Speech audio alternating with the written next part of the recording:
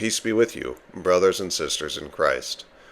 Welcome to this series of Lenten meditations, drawn from the writings of St. Thomas Aquinas and his work, Meditations for Lent.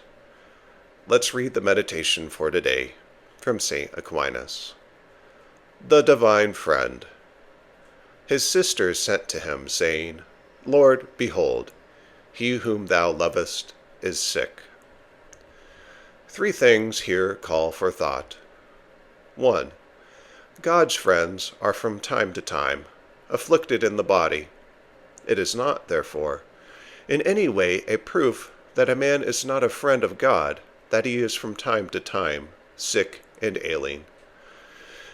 Eliphaz argued falsely against Job when he said, Remember, I pray thee, whoever perished being innocent, or when were the just destroyed? The Gospel corrects this when it says, Lord, behold, he whom thou lovest is sick. And the book of Proverbs, too, where we read, For whom the Lord loveth, he chastiseth, and as a father in the son, he pleaseth himself. 2. The sisters do not say, Lord, come and heal him.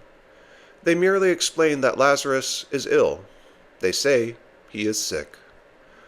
This is to remind us that, when we are dealing with a friend, it is enough to make known our necessity.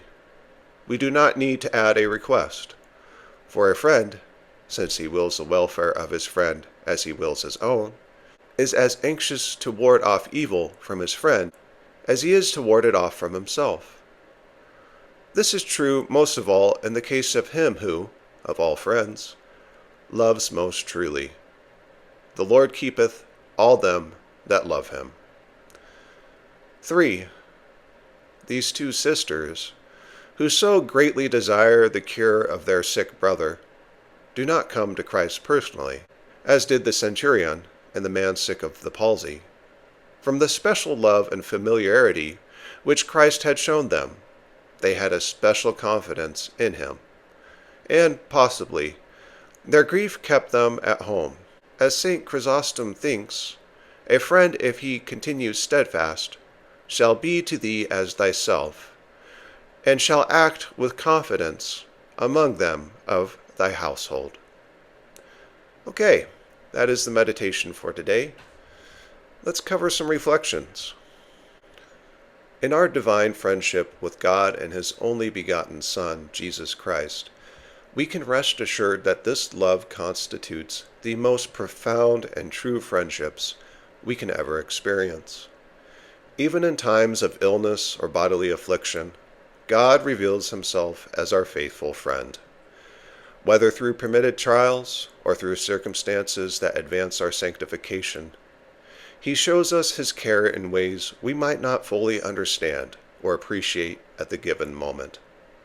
The truth of his loving friendship shines forth in the example of Lazarus' sisters.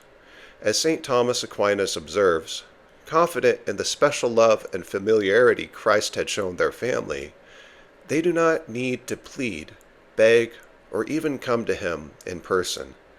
It was enough simply to state their need. Because Jesus wills our good as his own, he responds to the simplest mention of our necessity. In the same way, our friendship with Christ grants us the freedom to approach him with total confidence and intimate familiarity. We need only bring what is on our mind or heart before him, trusting that our divine friend hears and draws near. In this meditation on friendship, also had me reflect on parenting, as both involve trust.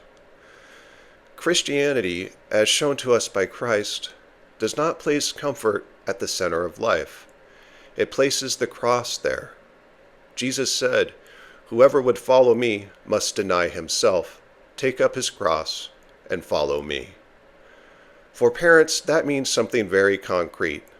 To love is to sacrifice. It means giving of yourself for your children, not treating them as obstacles to your freedom, but as persons entrusted to your care. Modern society has reversed this order, and tells us to sacrifice family for career, for pleasure, for convenience, for self-fulfillment. But look at the fruit of this: collapsing birth rates, broken homes, rising depression and despair among the youth. A civilization built on a foundation prioritizing comfort and hedonism does not produce flourishing. It produces emptiness. Christ shows a better way. Life is found not in self-indulgence, but in self-sacrifice. Peace be with you. See you tomorrow for the next meditation.